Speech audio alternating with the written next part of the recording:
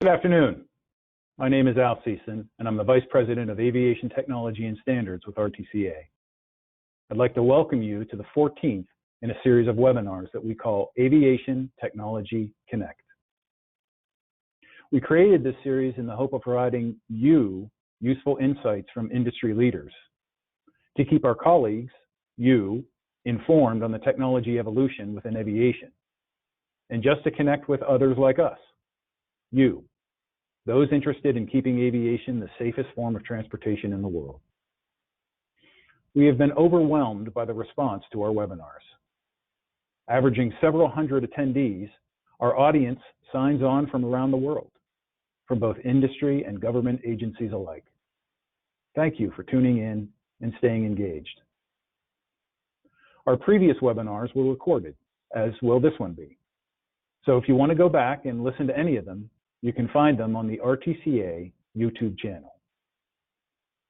We've been holding these webinars once a month, and like today, each of them focuses on a particular topic, followed by a tech talk where you'll gain insights from aviation leaders who are both thought-provoking and visionary. For those of you joining us for the first time, I'd like to introduce RTCA. We are an aviation-centric standards development organization who, with our members, create and publish integrated performance standards that help harmonize and enable the ever-changing global aviation environment, as well as ensure the safety, security, and overall health of the entire aviation ecosystem. In addition to developing standards, we also provide training to both government and industry on the application of those standards for equipment certification and testing. On the screen, you can see some of our upcoming training events. Coming up in December, we have our most popular training courses scheduled: DO-160G, DO-178C, and DO-254. The dates are on your screen. You can sign up for any of those courses via our website at www.rtca.org. We invite you to contact us if you would like to join RTCA and have a seat at the table and a voice in the conversation of standards development, or if you are interested or have any questions about our training. You can contact us directly through our website or via telephone. Our ability to bring you these webinars would not be possible without the generous sponsorships of our industry partners. Today, I am especially thankful to our gold sponsors: Collins Aerospace, the Airline Pilots Association, the National Air Traffic Controllers Association, and Thales. In addition, I'd like to thank our corporate sponsor, the Aircraft Owners and Pilots Association. And lastly, thank you to Garmin for being our webinar sponsor today. Those sponsors have provided some material for you that you can access simply by clicking on the Documents icon on your screen. From there, you'll be able to download them to your computer. The speaker bios are available in the same handout section. On this platform, you'll be able to submit questions to our panelists. To do so, click on the comment question mark icon, and we'll be sure to share the questions with them after the panel discussion. Following the Q&A session with the panel, we'll have a tech talk by Robert Pierce, Associate Administrator, National Aeronautics and Space Administration, Aeronautics Research Mission Directorate. So let's get started. Aviation has sometimes been accused of being slow to introduce new technologies. And while there may be a grain of truth in that overly broad statement, I think the speed with which uncrewed aircraft have been embraced and introduced into operations is a perfect example of the nimbleness of aviation. Early aviation pioneers, the founders of the commercial aviation business, understood that getting people to accept routine travel by air meant that safety had to be priority number 1 and 2 and 3. So, the first long-haul overwater flights were made in planes that could safely land on water, called flying boats. And some of the first cabin attendants, called stewardesses, were actually registered nurses. Safety first, after all. In the 1940s, the thought of traveling across an ocean meant travel by ship. Across a continent, travel by train. No more. Aviation supplanted those modes of long-haul transportation in only 50 years and fundamentally changed those industries forever. As late as the 1980s, aviation began to change the long-haul busing industry with the use of affordable regional jet service between smaller city pairs. All the while, through its single-minded focus on safety, it was building the trust and confidence of the public, making travel via the air as routine as driving across town. The adoption of UAS into aviation is happening even faster than those changes.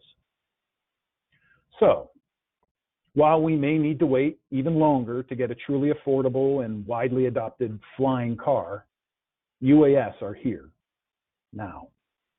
It should not surprise you to know that near routine UAS operations happen every day, everywhere. Since 2013, RTCA Special Committee-228 has been working to develop standards that allow routine access to airspace. In 2016, the committee began publishing documents.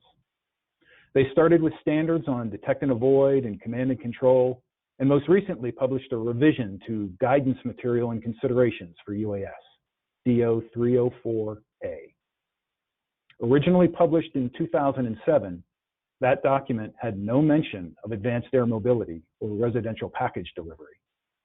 Yet just 14 years later, we stand on the cusp of having those services. Our panel today, led by Brandon Suarez, the SC-228 committee co-chair, will provide an update on the upcoming committee's work dealing with not just UAS, but also advanced air mobility and legacy airspace users like general aviation and business aviation. Over to you, Brandon. Thanks a lot, Al. Thank you for that introduction. And thank you for all the work that you do for the UAS community in SC-228 and the broader RTCA community. I'd like to invite the other panelists to join me on the screen, as it were, for a quick introduction. As Al said, I am Brandon Suarez. I work for General Atomics, and I also have the privilege of being the co-chair of Special Committee-228, where we're actively working to develop the technical standards to enable routine operations of UAS and lots of other aircraft in the National Airspace System. I'm joined today by a panel that I'm just so thrilled to have all of them join us today. I was able to kind of handpick folks that I thought would provide the audience really a broad perspective on the industry and where things are headed and what needs to happen to enable the goals that we all have. So just a quick sort of update on SC-228. As Al said, we started in 2013. We've been hard at work since then, developing technical standards first for detect and avoid and then for terrestrial C2 links. I often stress to people that are not familiar with the work of RTCA and the special committee is that these standards are not just created out of thin air. Literally hundreds of millions of dollars were spent to develop those initial standards. Thousands of people were involved from companies, from the FAA, from NASA, from academia, federally funded research and development centers, the Department of Defense, and the FAA test sites. We had people sitting around the table, doing tests, collecting data, analyzing results, and bringing that all together into documents and standards that we think the regulators and the rest of the international community can accept. So today we continue that work, most recently working on ACAS XU as an enhancement for airborne collision avoidance for UAS. We are currently working with the cellular community on a C2 link standard that would be used over the cellular infrastructure. We're also working with the satellite communications industry on a new SATCOM standard. We also recently published an EOIR sensor standard for detect and avoid, and there's more work coming. There's a new work group that is looking at navigation standards, moving beyond what's been traditionally used in aviation as new applications are envisioned, and also a new working group that is developing guidance for the behavior of UAS when the C2 link becomes unavailable.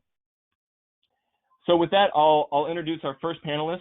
I'll ask the others to go ahead and sign off until we're back on. But I'd like to introduce Leslie Cary. Leslie is the chief of the RPAS section at ICAO in the Air Navigation Bureau. Leslie is really involved in anything having to do with UAS or RPAS in the international space.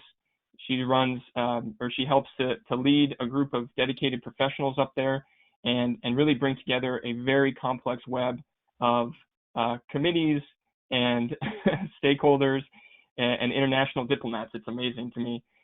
So with that, Leslie, please take it away. Oh, thanks, Brandon.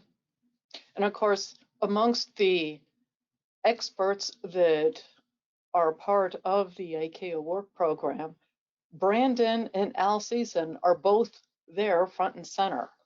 So this was actually really fun to be able to participate in this today.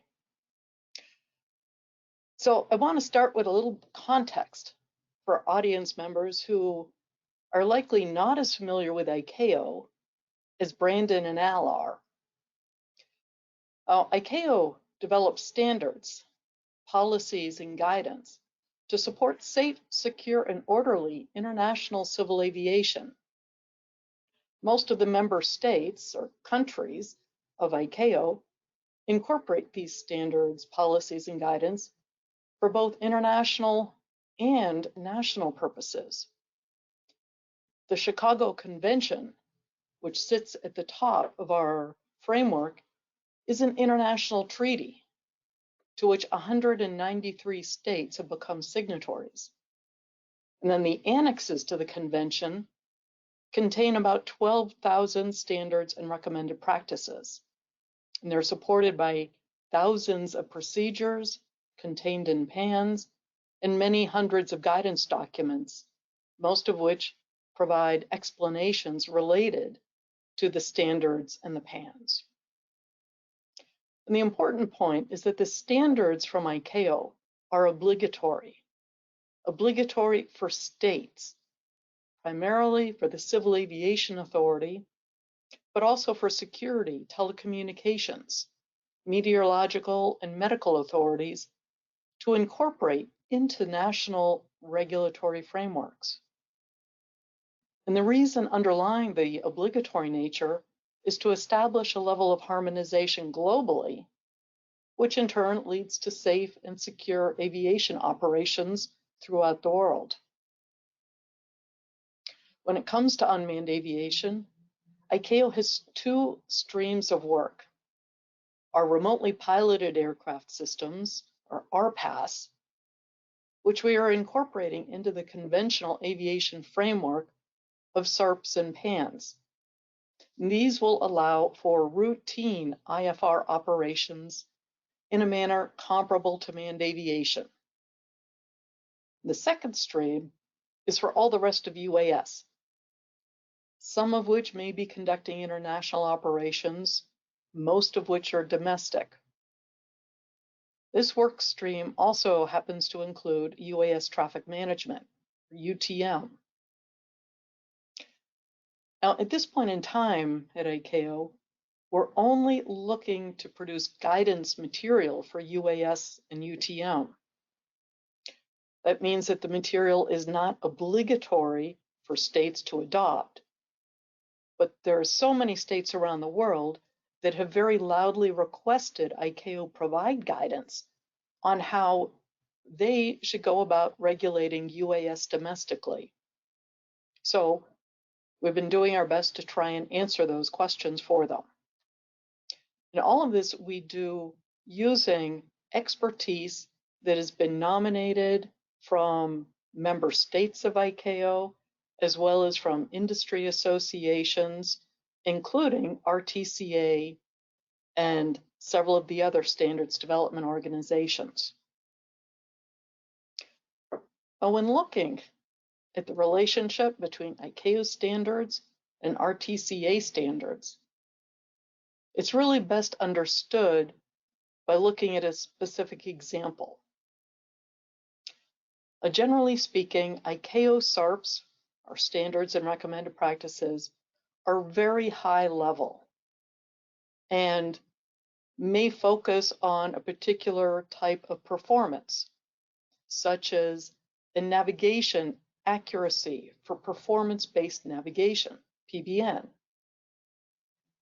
Or ICAO sets out the performance requirement which aircraft have to meet in order to operate in the airspace or to conduct a particular procedure. However, the method for meeting the requirement is left open for industry to establish. So RTCA and the other standards development organizations can then develop the technical standards for how to meet the ICAO requirement. This allows many different navigation systems to be designed and certified as meeting the technical standards, which then also meet the high-level requirement contained in the ICAO standard, which means that having a close working relationship between ICAO and RTCA is essential to the smooth development and implementation of aviation systems. And with that, Brandon, I'll pass it back to you. Thanks. Thanks, Leslie. That's a great overview. I should have mentioned before we dove in that I intend to basically give each panelist about 5 minutes to speak, and so you'll see me kind of pop back on as the as the timer. And then make sure for those listening to the webinar today, make sure you're putting your questions in the chat. We will be taking questions from the audience at the end. So thank you very much, Leslie. Our next panelist is Sabrina Saunders-Hodge. Sabrina is the acting Deputy Executive Director of the FAA's UAS Integration Office. And sorry, there we go. And we're really excited to have Sabrina today to tell us about what the FAA is up to and all of the great work that it's doing, not only for UAS, but for all the other new entrants that are clamoring to get into the NAS. Thank you, Brandon, and thank you everyone for joining this wonderful webinar. As the regulator, I will give you an overview, like Brandon said, of what we are doing, the successes we've had, and where we're looking to integrate new entrants in the future. So as most of you know, integrating unmanned aircraft systems, or in other words, drones, into the national airspace requires new regulations, updates to existing regulations, and new policies and procedures to safely accommodate these new aircraft in the airspace. And that is not a light undertaking. So you can imagine the FAA is quite busy. The role of the UAS Integration Office that I'm in is to bring government and industry together on integration issues, to provide technical assistance and program management, and function as the agency's lead for all things UAS. So quite often, when industry queues up to the FAA regarding UAS operations, the first touch point is with the office that I'm in, and we are there to help and to be that conduit to the rest of the agency. We've had great success and progress over the past 7 years, thanks to our meaningful partnerships with the standards bodies, with industry, academia, our international partners. We can't do it alone. We have our own academic center of excellence for UAS called Assure to focus on research and data that the FAA needs to inform standards, rules, and policy. There are also the 7 UAS test sites that provide an avenue for the UAS industry to conduct more advanced UAS research and concept validation. The test sites are also involved in numerous efforts, including supporting FAA and NASA on UAS traffic management development and enhancing our understanding of UAS industry needs. For 3 years, the UAS Integration Pilot Program, better known as IPP, led efforts to integrate UAS operations into the NAS. Through this program and the more than 21,000 flights associated with it, there were more than 4,700 commercial and medical deliveries with over 6,600 patients served. So quite an accomplishment and for that industry. In October of 2020, the IPP concluded, and 8 of the 9 lead participants moved forward, focusing in on some specific challenges in a new program called Beyond. This program is, among other things, focused on operating under established rules rather than waivers, and it's also involved in collecting data to develop performance-based standards, streamlining the approval processes, and understanding the societal and community benefits associated with small UAS operations. By the end of this Beyond effort, the FAA aims to achieve repeatable, scalable, and economically viable beyond visual line of sight operations. Speaking of operations, our aviation rulemaking committees, or better known as ARCs, are a key mechanism that contribute to the art of rulemaking and therefore enable operations. To give you a little history on those, in 2015, the FAA chartered an ARC to provide recommendations regarding small UAS registration, specifically what the requirements for registration might be and what the registration process could look like. In 2016, the FAA chartered a micro UAS ARC to provide recommendations on the performance standards and requirements for micro UAS. In 2017, an ARC was formed to inform the FAA remote identification and tracking technologies. That same year, the UAS and Controlled Airspace ARC was assigned to develop recommendations for integrating UAS into the National Airspace System. This past June, the FAA announced a UAS Beyond Visual Line of Sight ARC. This ARC is co-chaired by the FAA and industry partners and is comprised of 90 individuals representing 9 different stakeholder groups. The committee has been asked to provide recommendations for performance-based regulatory requirements to normalize safe, scalable, and economically viable UAS BVLOS operations.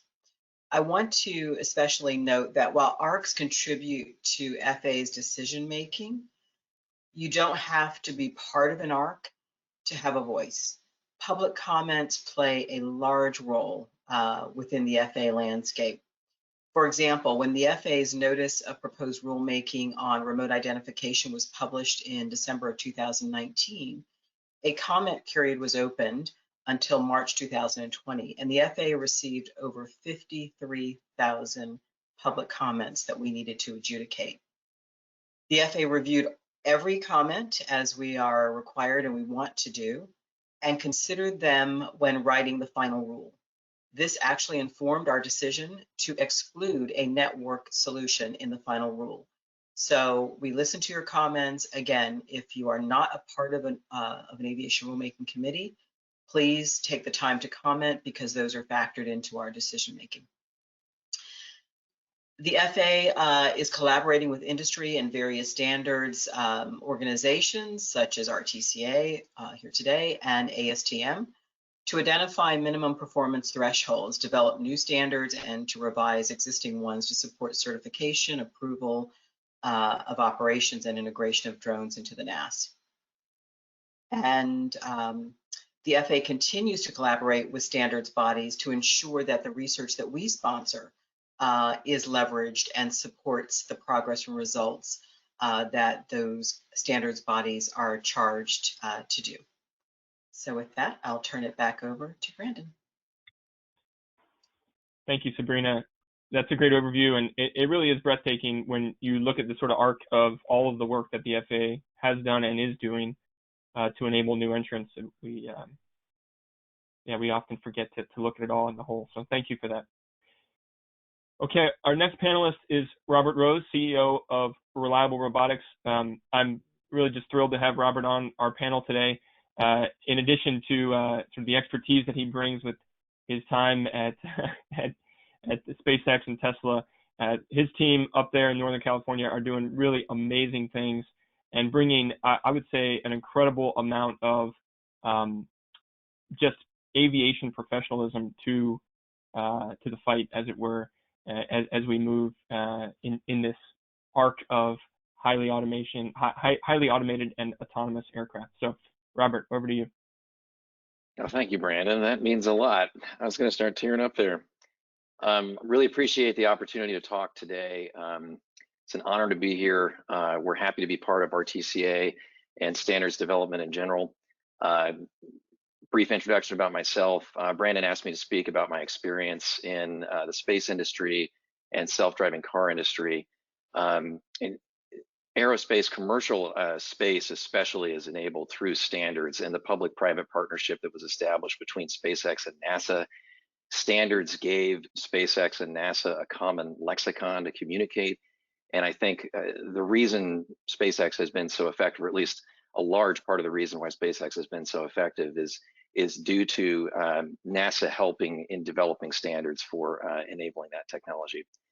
And it's an interesting juxtaposition with my experience in self-driving cars, where you have almost the opposite. We've been talking about self-driving cars for so long now, decades, and it's not all of it, but I think part of the reason we don't really have self-driving cars at scale is because of lack of standards. The community has not come together yet and put together consensus standards for how to create self-driving cars. Part of that, I think, too, is just due to the intractability of the problem and the complexity there. But standards inform, allow the industry to come together to come up with best practices that can then inform the regulator. And it's incredibly important. At Reliable Robotics, as Brandon mentioned, we're building systems that enable remote operation of existing aircraft. We started the company about 4 years ago because we saw an opportunity to really focus on autonomy and to make autonomous operation of large aircraft our core competency. After surveying the industry, we decided to focus on small cargo operations, feeder cargo operations, aircraft like the Cessna Caravan, which just by quantity is one of the most popular cargo planes in the world.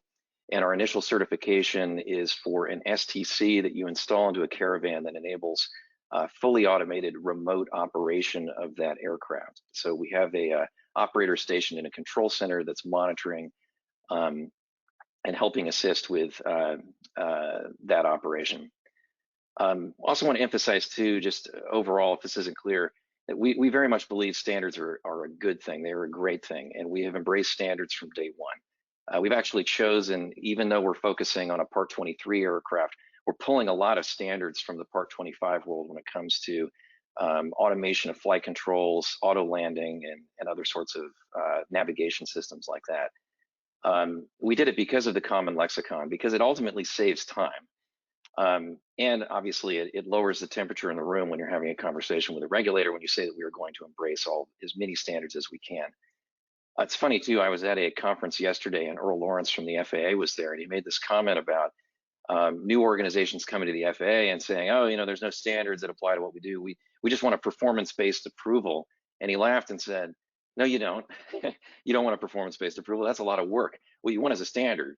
You just want to know whether or not you can fly. And if standards allow you to take a system that you've got, and if you can map it into a standard, then that can answer the question as to whether or not you can fly.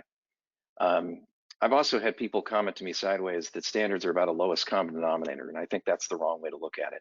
I think standards are about finding the greatest common denominator. It's about taking all of the safety best practices and ideas that we all have in industry and codifying them so that we can all benefit from them collectively, and humanity can benefit ultimately. And with that, I'll pass it back to you, Brandon.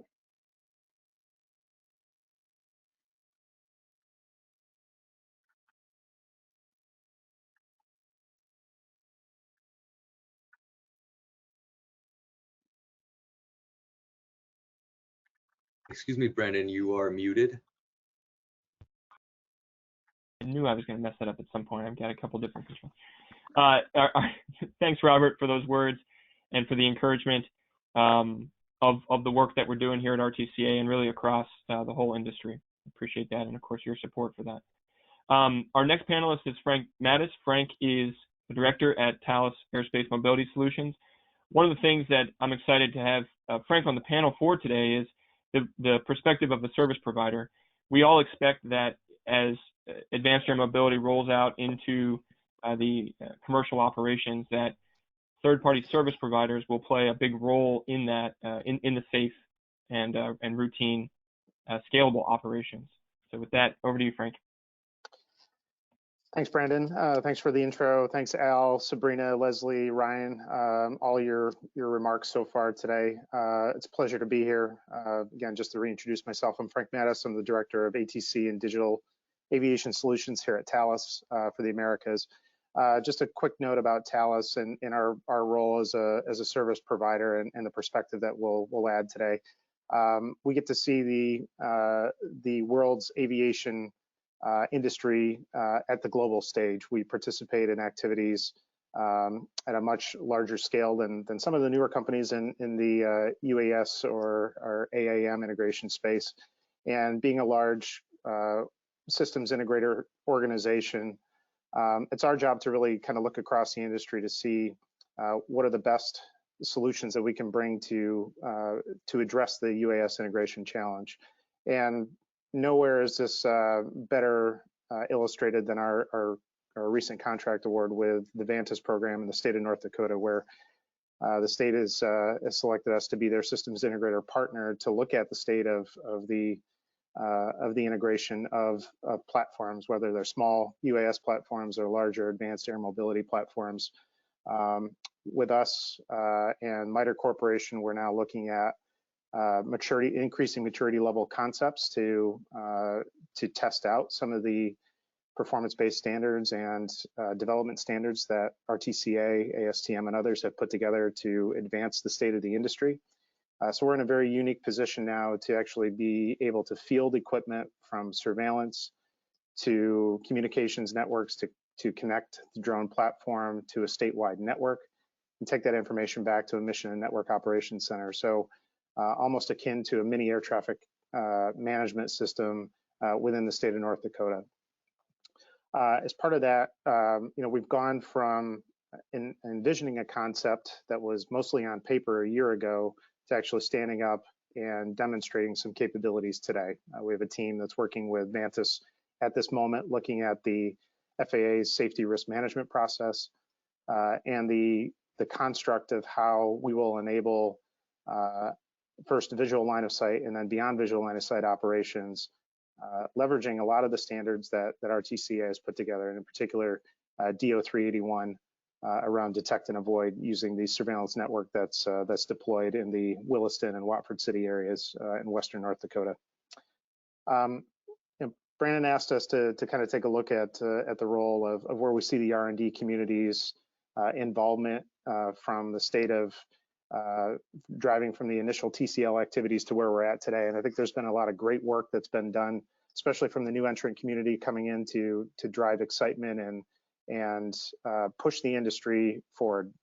Al had mentioned it in his opening comment that aviation is the safest transportation industry in the world, and that's done. And that is for a very good reason. There's rigors in development standards, implementation, execution of programs. There's a long litany of test and evaluation procedures that we have to accomplish.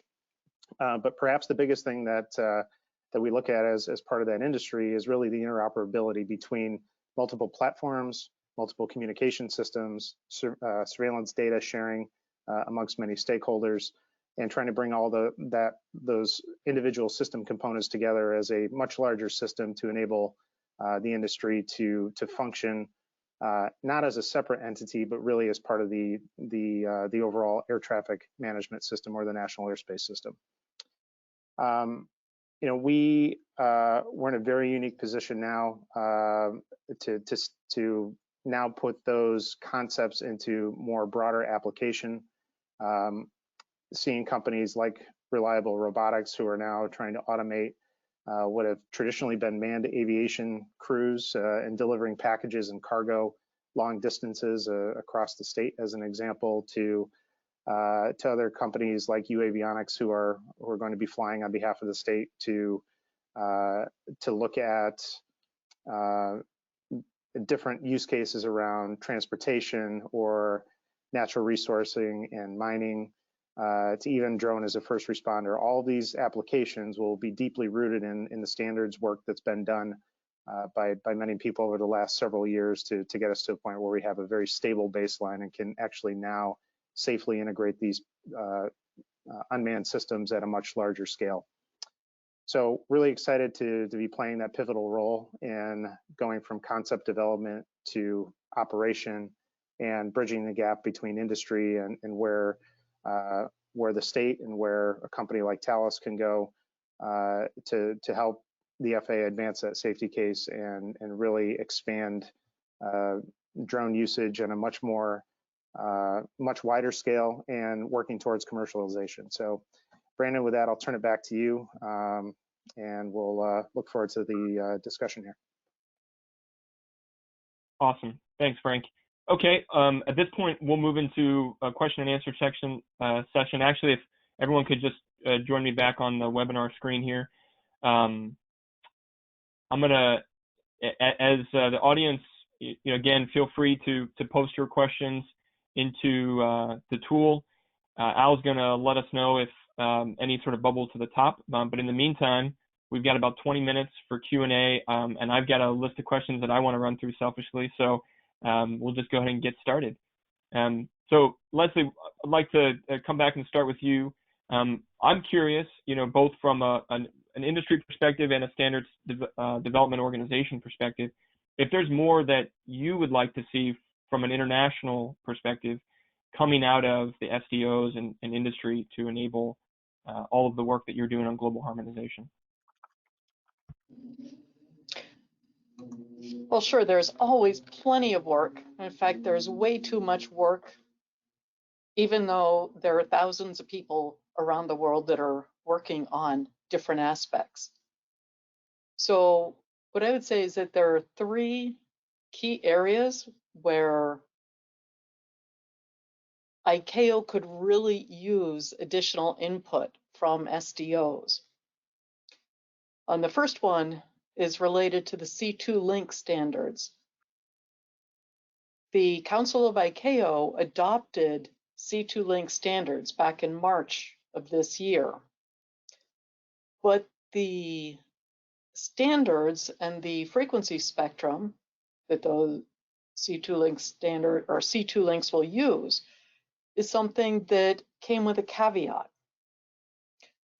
And the caveat being that the operation of the C2 link within any of the specified frequency spectrum bands shall be implemented so as to be compatible with the systems currently using these same allocations, the same bands. So we need to have studies done to see if C2 links can actually use these bands without causing any interference to other aviation systems using the same bands, or if different measures or mitigations need to be put in place. So we won't know any of that until studies are done.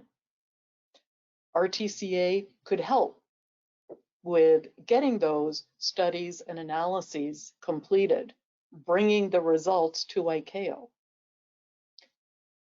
Another topic, detect and avoid. And this is not necessarily the detect and avoid for IFR certificated RPA, but for all of those unmanned aircraft that'll be conducting beyond visual line of sight operations that don't actually get to the IFR standards. A third topic would be required link performance. What is the performance of the C2 link that will allow for safe operations in different types of airspace, different density of airspace in terms of terminal environment versus remote? We need to be able to link the required link performance with the associated airspace access and separation standards. So coming up with strategies for doing that and the analyses, that would be great coming from the SDOs. Thanks. Well, there we go. That's great. Yeah, I want to key in on the required link performance. If any of the audience has never heard that term before, it's really an important one, and it's something that ICAO is really leading the charge. in order to bring, as Robert was saying, performance-based standard, well, what does that mean, right? But we already have those a lot in aviation with required navigation performance, required communication performance, required surveillance performance, and now required link performance. But now we actually need to do the work to develop those numbers. So really appreciate that. Sabrina, I'd like to ask the same thing from you. Obviously, somewhat limited in the direction that you can give to industry and SDOs, but I'm curious just your opinion on what else you think industry could be doing to help. Certainly. So as Robert alluded to, the FAA is committed to implementing performance-based regulations. We've been very prescriptive in the past, and that doesn't help us. It doesn't help industry. So standards are extremely important. We would love to point to a standard to say, if you meet that for a standard that we've accepted and approved, if we can, by reference, say if you meet that standard, we can get to streamlining performance-based regulation. So that's extremely important. And with the drone technology evolving daily, hourly, there's no way that we can keep up with being prescriptive, or so we need for you, industry, to support the standards bodies as we are, and then when those standards are released and the FAA has accepted them, stay current with them and really point your technological advancements toward those standards so that we can streamline those approvals. Furthermore, the FAA has provided research advisors on almost all the standards bodies, RTCA, ASTM, to make sure that what we're leveraging and investing in with regard to research to support our decision making is certainly known to those standards bodies and somehow leveraged. So that's important. So if you can listen to our advisors and just absorb, the results that we are yielding, that is really essential. And then additionally, when industry amplifies the voices of our stakeholders, whether or not they're drone operators, that helps us as an FAA to learn and better ensure that we're meeting stakeholder needs, because we only know what we know, and industry is so innovative in the use of advanced technologies. Please share that with us so that we understand the landscape that you're working with and how we can better meet your needs. Excellent. Thank you for that.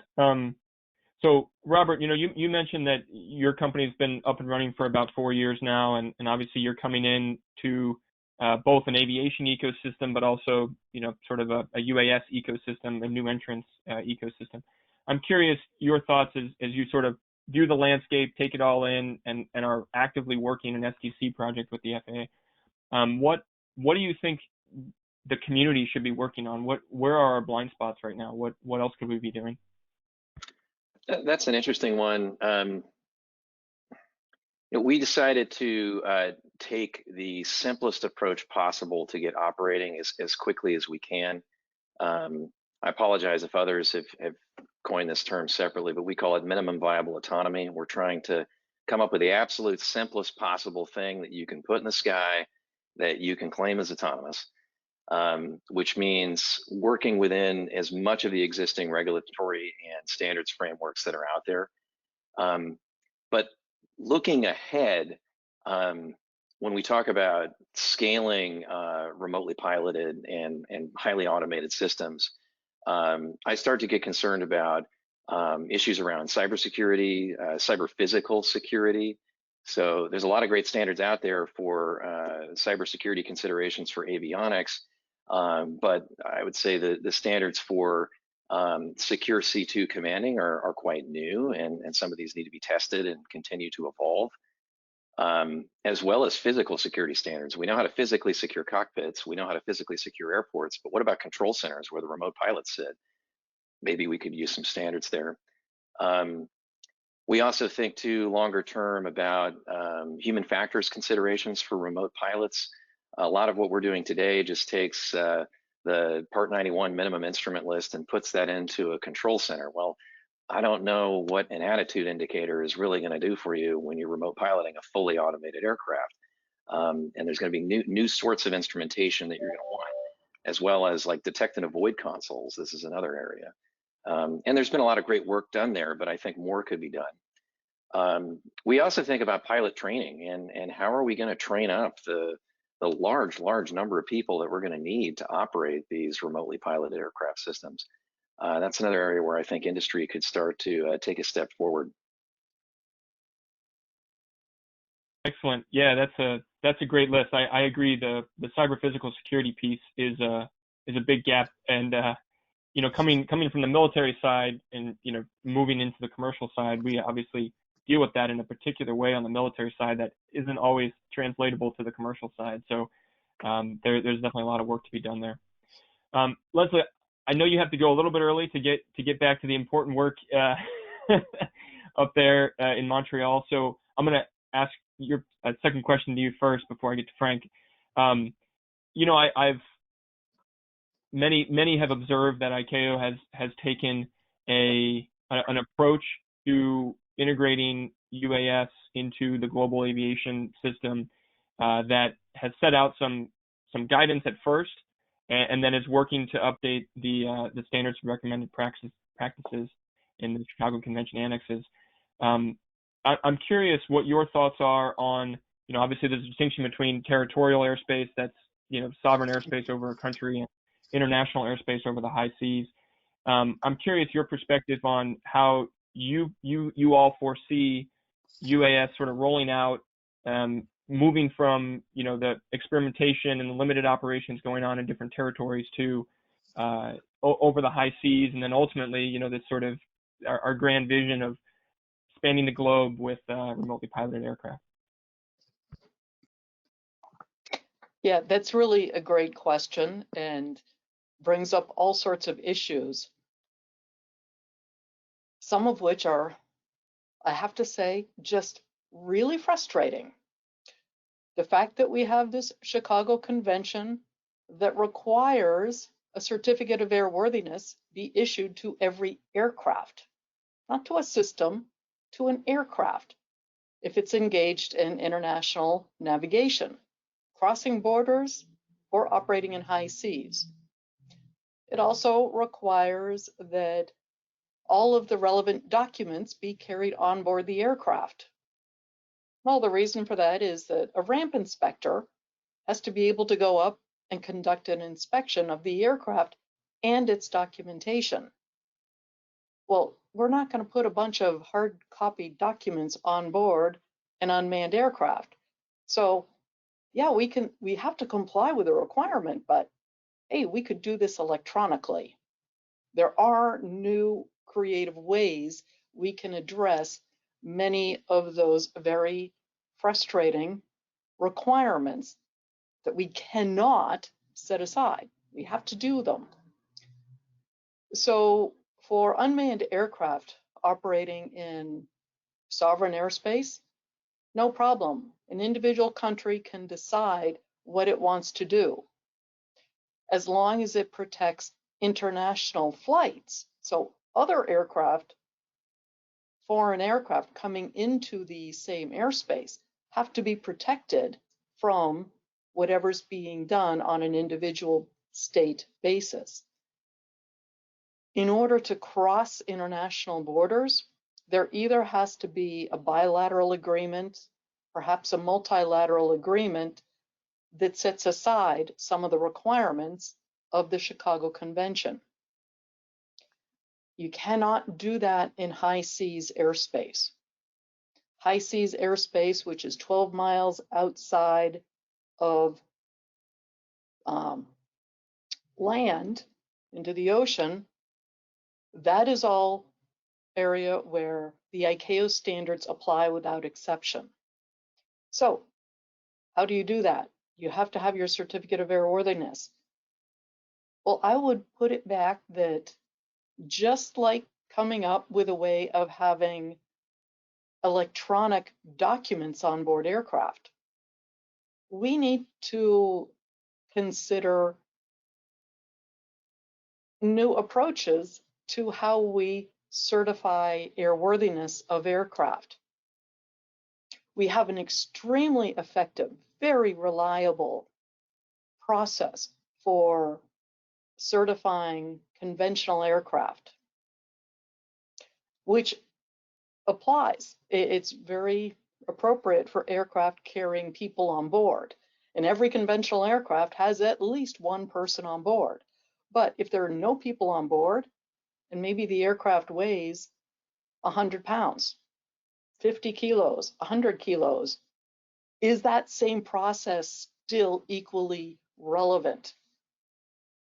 So I would say the challenge back to industry and to regulators is, let's start getting creative on how we look at airworthiness for unmanned aircraft and bring some proposals to ICAO where we can debate them, refine them, and hopefully then move forward and develop a whole new process that can be embedded in ICAO standards and have global recognition. We need to get creative. Yeah, that really is the key. Like you said earlier, there's no shortage of work to be done, but so it's got to be done in a creative way. Yeah, otherwise we'll be having the same panel in 20 years. And with that, I really must apologize because I do have a pre-existing conference that I have to be embedded within in 9 minutes. So I'm going to withdraw here, wish everybody well, and say thank you very much, Brandon and RTCA, for allowing me to participate, even if briefly. Excellent. Thank you very much, Leslie. All right, Frank, I'll turn it back to you. And the question that I was posing earlier, from your perspective, what are some things that you think the community at large, industry, academia should be working on that we're not? What are our blind spots? Yeah, I think as we looked at the evolution of the industry, I think we aviation have a tendency to look at things in piece parts and don't really look at the totality of how systems interact with each other, how everything needs to come together to blend into the existing airspace structure that's there. We're not going to get a change to classes of airspace or the structure or how air traffic controllers do their job overnight. So I think it has to be an evolutionary approach to integration, and I think we're starting to now see that. So when we had this initial influx of new entrants, in some respects, sort of the Wild West, no development standards, nobody really cared about interoperability, grossly overstating that, of course, but there wasn't really the focus that you would traditionally see from aviation at large, and I think that caught some of us, I wouldn't say by surprise, but I think it introduced a new way of thinking to where we needed to balance the desires of those companies that wanted to push the industry forward at a much faster pace, which I think was very welcomed by the industry at large, but at the same time introduced a whole new set of challenges that in some respects we probably weren't in a great position to start to think through what all those challenges are, whether it's as Leslie had talked about, future communications links. Do we go CNPC? Do we go C-band radios? Do we stick with what we're currently doing today as part of ATC? Don't know. Do we move towards LTE? I think there's still some evolving discussions around, what's the future of communication. Same thing with surveillance, and then certainly when we get into mixed use airspace with traditional manned operators and unmanned systems operating in close proximity, how do we ensure that the DAA standards work properly? How do we know that the surveillance systems are providing the right level of surveillance? And it's not just traditional sensors. There's telemetry that we can get from onboard platforms. There's visual sensors. There's a whole host of new technologies that I think are posing some challenges that we'll take a look at. We as an industry will take a look at over the next several years and really see that evolutionary approach to wide scale integration. Yeah, interesting. Sabrina, I'd like to give you the last word. We're running out of time as usual, but just sort of leave us with something really, hopeful and exciting. What excites you the most about the future of UAS and AAM integration into the MASP? Excellent. Happy to answer that. I am truly looking forward to seeing industry create technologies that we can't even dream about today.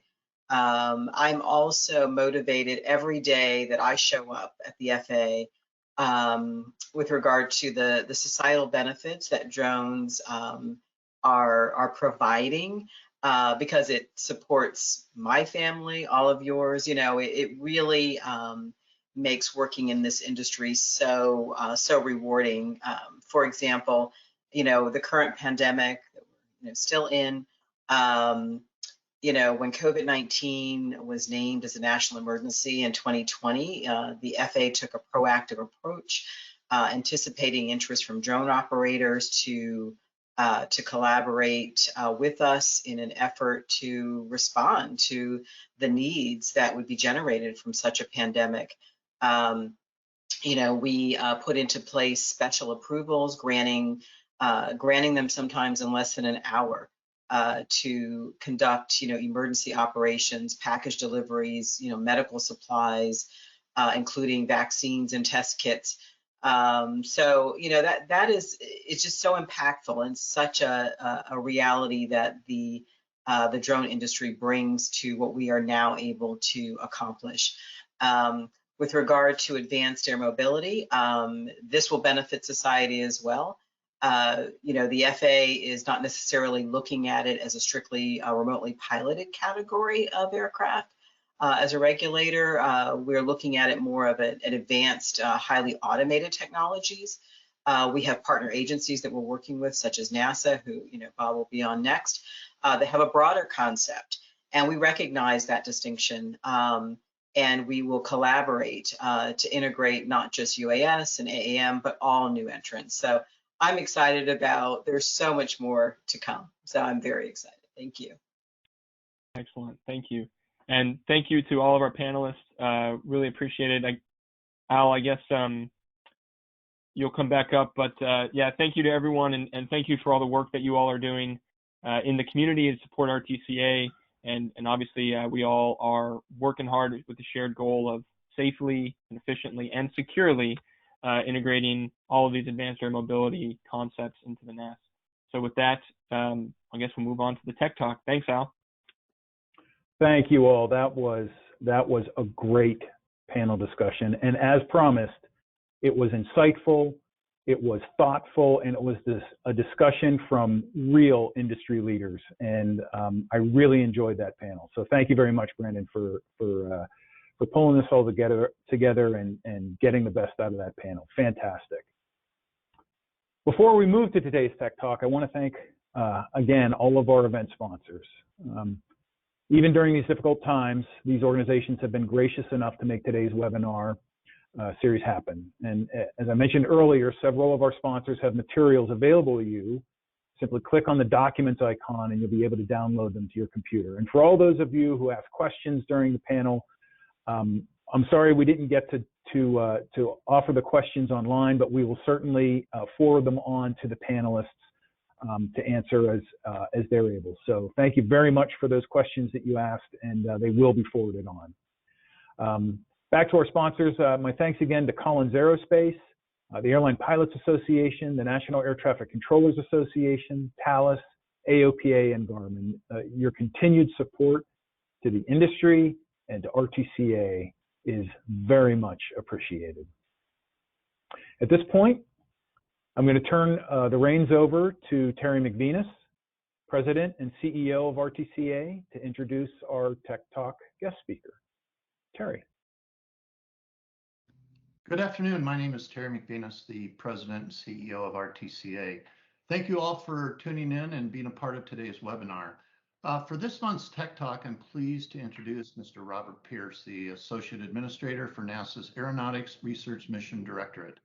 Bob manages a large portfolio of NASA's aeronautics research, including such things as research in quiet supersonic flight over land, urban air mobility, autonomy, highly efficient advanced air vehicle concepts, electric aircraft propulsion, advanced materials, airspace operations and safety, and the integration and flight demonstrations of aviation systems. A longtime supporter of RTCA's efforts and a member of RTCA's advisory committee, I'm pleased to turn things over to you, Bob. Bob, the floor is yours. Thank you, Terry. It's a real pleasure to be here this afternoon. And what I'll plan on doing is giving you a quick perspective on how NASA views the future of aviation and some of the work we're doing to enable just that future. So I want to start with a perspective of what that future looks like, and then I'll go talk to each of these pieces in just a little bit of detail. But I'm going to go pretty quick, just to give you that high-level perspective. So the bottom line for us is we see 4 transformations, those 4 pictures that you see there, as it's kind of the baseline for what we see as the future of aviation. And they all add up to 3 things. One is sustainability. The future of the system needs to be environmentally sustainable. And so the system as it is today needs to transform into one that reduces emissions, reduces noise, and enables aviation to continue to grow both nationally and globally. We certainly want to increase mobility for the traveling public, as well as to enable new forms of mobility, both more local and regional, more ability to move packages and other things, both obviously long distance as it is today, but also for short distance type deliveries and things like that. And then certainly economic growth as we look forward. We certainly want to make sure that the aviation system continues to support the economic growth of the nation and the world. So you see those 4 pictures just really briefly in the upper left-hand corner. The backbone of aviation, as you all know, is the airline system that relies on subsonic transports to move large numbers of people and goods.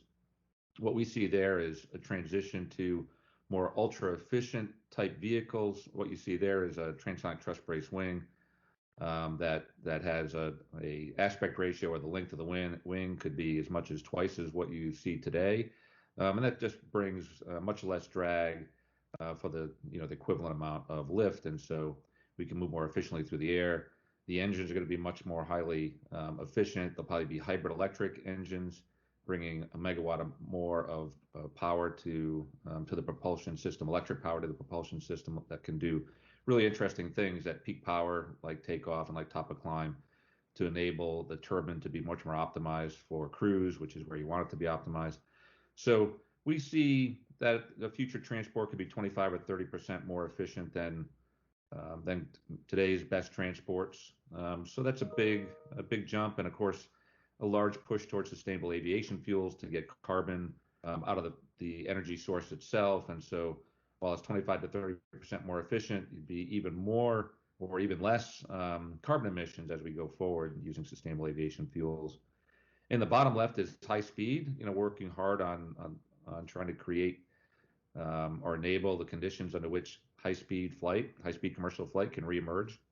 This is it's been over 50 years since the Concorde was first developed, and technology's moved a lot since then. And so we can do a lot to make them more efficient, to reduce the noise signature, both for landing and takeoff, but also over land, reduce the sonic boom to acceptable levels. And I'll talk a little bit about that.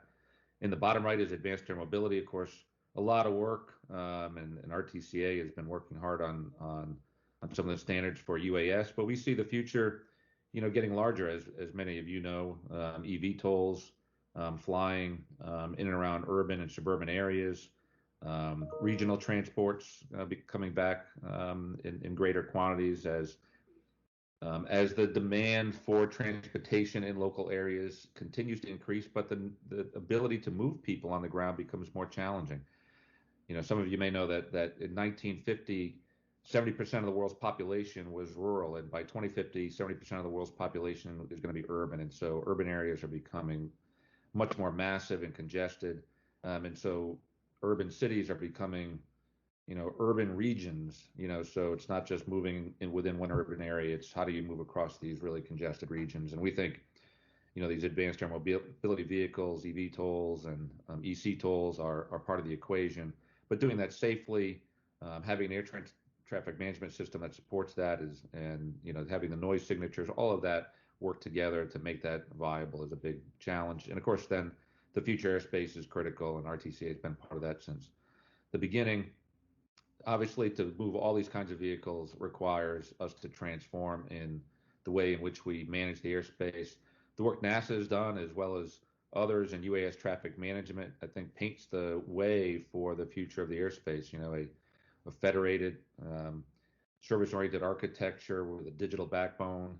That's the future, and that's going to allow us to both integrate across a number of different use cases and business cases and vehicle types and vehicle performance levels and so forth that otherwise would just be unmanageable because of the differences between these vehicles and the congestion we're going to see, the competition for resources and so forth, and some of these tight airspaces and so forth. So there's a lot to be done there, and I'll talk a little bit about each of these.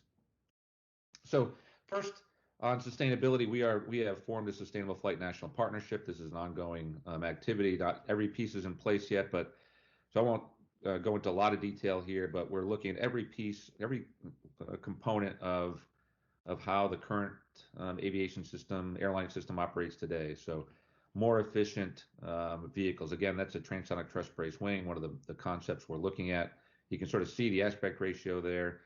But we're also looking to take a large scale, advanced concept to full scale flight here in the not too distant future. We're working on the electrified aircraft propulsion, so bring a megawatt scale powertrain to flight in the not too distant future to prove out that hybrid electric will work. We're working on the fundamental gas turbine, decreasing the size of the core, increasing the thermal efficiency of that core to reduce the amount of fuel required to produce the thrust. High rate composite manufacturing. So these vehicles are going to want to be produced at high rate. And today that's a challenge for composites. So we're looking at how do we produce composites, very lightweight, very high strength composites at much higher rates than today. Sustainable aviation fuels. There's a big grand challenge that was announced to produce by mid-century, see if we can produce all the fuel that's required, all the sustainable aviation fuel that's required to power 100% of the fleet. That's a huge challenge, but that's what's out on the table today. And obviously airspace operations, then, we want to continue the push towards trajectory optimizations to get that another couple of percent of efficiency. So that airframe, that engine combination that is going to be highly efficient, we want it to operate as efficiently as possible. So we want end-to-end trajectory optimization. Like I said, high-speed commercial flight is another one of those really exciting parts of the system. And one of the things we're focused on right now, the big thing we're focused on from a sustainability perspective is that overland sonic boom signature.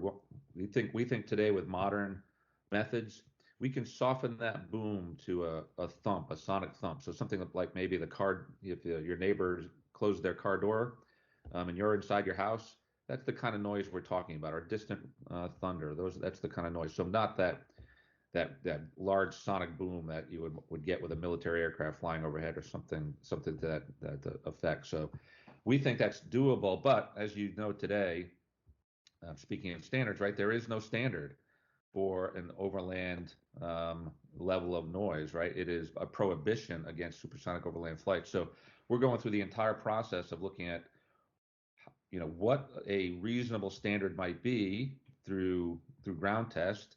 But then we need to bring that for ICAO and for if the FAA to accept that, we need to bring that to flight. So we're actually building that vehicle that you see right there on the screen called X-59. And it's designed to produce what we think is an acceptable level of sonic boom. It's there to emulate actually a transport level vehicle, even though it's a single pilot X-plane. But it will produce that. We're going to go out and fly that over communities and actually survey those communities to see if that is in fact an acceptable level of noise. So it's a very involved mission that we're going after. The centerpiece, of course, is the vehicle, but there's a lot that goes with it. We have to have large noise, large microphone arrays to measure the noise. We have to have the ability to actually survey communities, analyze all that information, and so forth. So there's a lot to it, but Right now, we're right in the middle of building that vehicle. You see on the left-hand side, the current state of building the X-59. It's looking like an aircraft. We're getting very close to having that vehicle on its wheels, and we're going to be starting ground test of that vehicle. We've got the engine in hand, so we're going to complete the vehicle build later this year, and we hope to achieve first flight in 2022. And then we'll be obviously doing envelope expansion for safety, and then we're going to validate that we're getting the noise levels that we had designed into the vehicle. And then once all that is complete, we'll start flying, doing community overflight. So a really exciting mission. Advanced air mobility, many of you are familiar with this. So this is just a cartoon of all the types of operations, of use cases that advanced air mobility is seeking to serve. One thing I wanted to focus on, and so this is just a way to categorize those things into a few buckets: cargo, consumer enterprise, goods and services, passenger transport. The one I just wanted to focus on just briefly is public good. It doesn't get as much attention, but it's something that's really important. Two use cases that we're looking at. One is wildfire management, and that's a bigger story to be told there that I could spend an entire tech talk on. But the kind of technologies we're to be building up around advanced air mobility, from airspace to safety to these vehicles themselves, all of that could be packaged into a way that would support the wildfire management community to do a better job in their aviation operations, safer aviation operations for wildfire management. So that's something we really are motivated. We think that would be a great service to the community to deliver that kind of thing. The other really interesting use case that's out there is for, and you see it there, medical services, right? So today you see these large urban medical systems, world-class. You can get the best medical care that is available, that is technically available, scientifically available. But if you live in a rural community, your access to healthcare is not as good. And so in talking to that community, I always thought that, well, you'd want to move people from the rural communities to these large urban centers to get that world-class medical care. But really what they think is, hey, if we can move doctors and equipment to where they need to be, when they need to be there, that might be the best approach. But they can't do it today because the transportation system doesn't support it. But if you had an urban air or an advanced air mobility system that could quickly, efficiently, and safely move doctors and equipment to where they need to be, it could really transform the way healthcare is provided in the United States and other places. And that's just one example of how advanced air mobility isn't just an overlay on our transportation system, but could really transform how businesses work, and how their value chains are supported and so forth, and how public good is delivered. And so we're really excited about this. This is a busy chart, but it's just to say one of the cornerstones of what we're doing is we're developing a national campaign series. Many of you are probably familiar with this, where we want to bring everybody together: industry, the NASA, FAA, standards committees, everybody, to say, okay, here's everything we know.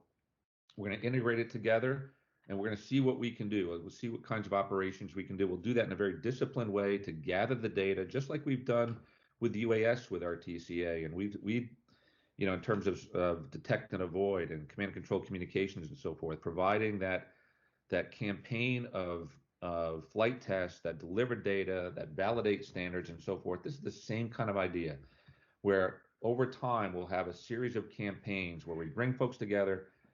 We focus on a specific set of topics, whether it's complex operations, high volume vertiports, scalable urban operations, as you see here.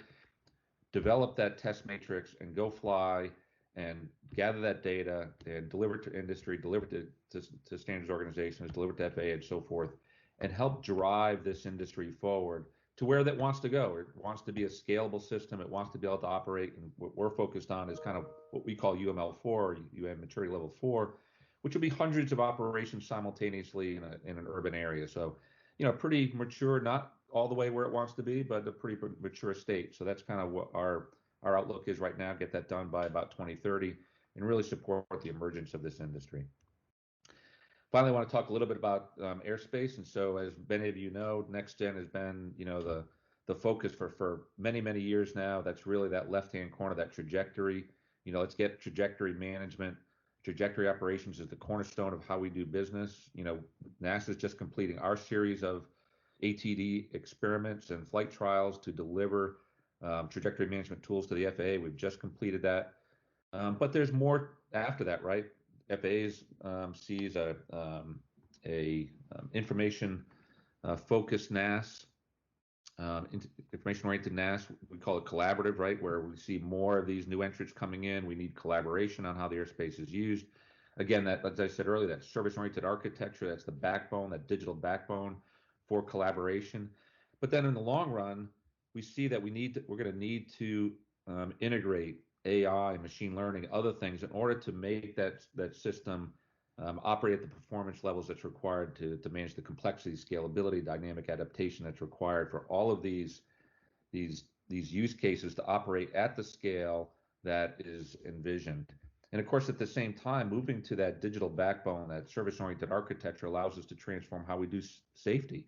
So we can move to predictive risk mitigation. We can move to adaptive in-time safety management and mitigation of risks. Because what we're really seeing is, as we add technology, of course, you add risk, you add hazards. We can't afford to have incidents and accidents as a result of the addition of new technology. So we want to make sure we're doing things we move to a prognostic system, right? So let's use all that information. Let's analyze it so we understand the risks and hazards before they become incidents and accidents. Let's mitigate them on the timescales required, and that's really the vision for that. So for each of these timeframes, we've got specific activities.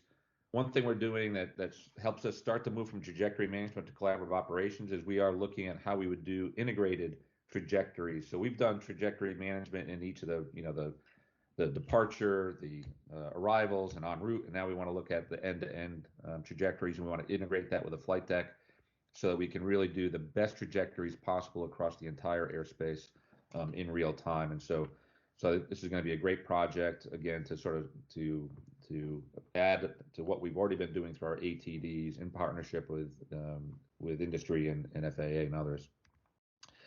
But at the same time, we're starting to look at, okay, where do we go from here? And so we've got this notion of a sky for all, where we take a look at that long term and we fully adapt to the diversity, complexity, and density of predicted operations, and we develop the tools that are required, that digitally integrated backbone, the machine learning, the artificial intelligence, and so forth that will allow us to manage those kinds of operations.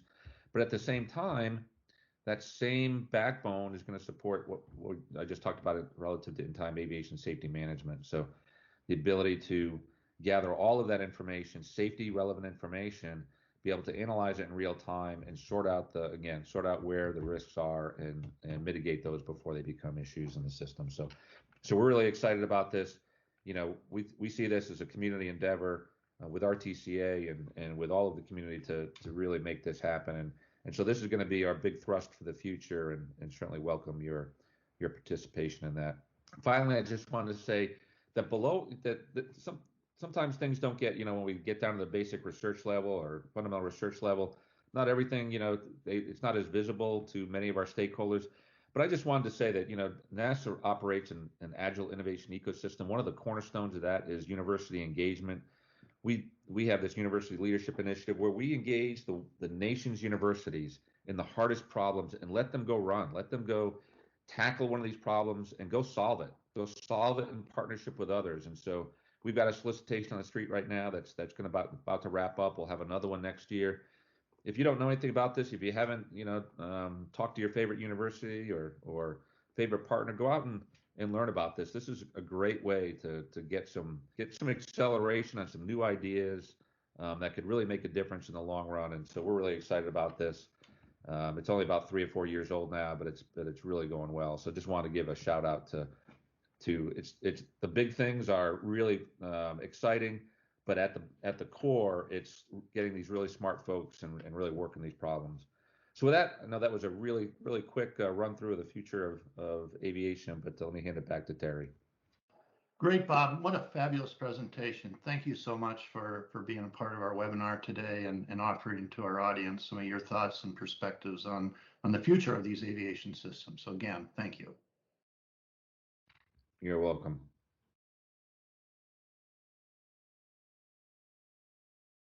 Well, thanks very much, Terry and Bob. That was very inspirational. Well, this concludes today's webinar. My sincere appreciation to our moderator, Brandon Suarez, and to our panelists, Leslie Cary, the International Civil Aviation Organization, Sabrina Saunders-Hodge of the Federal Aviation Administration, Robert Rose of Reliable Robotics, and Frank Matus of Thales. And again, our thanks to Bob Pierce of NASA for that excellent tech doc. Also, one last shout out to our sponsors for today's webinar: Collins Aerospace, the Airline Pilots Association, the National Air Traffic Controllers Association, Thales, the Aircraft Owners and Pilots Association, and our webinar sponsor, Garmin. And remember to go to the documents icon on this platform to get more information about those sponsors. And to you, our audience, thank you for joining us today. I hope you found today's presentations educational and insightful. Remember, these webinars are being recorded, so if you want to review anything presented today or on any of our past webinars, you can do so by going to the RTCA YouTube channel. Thank you again for being with us, and have a great day.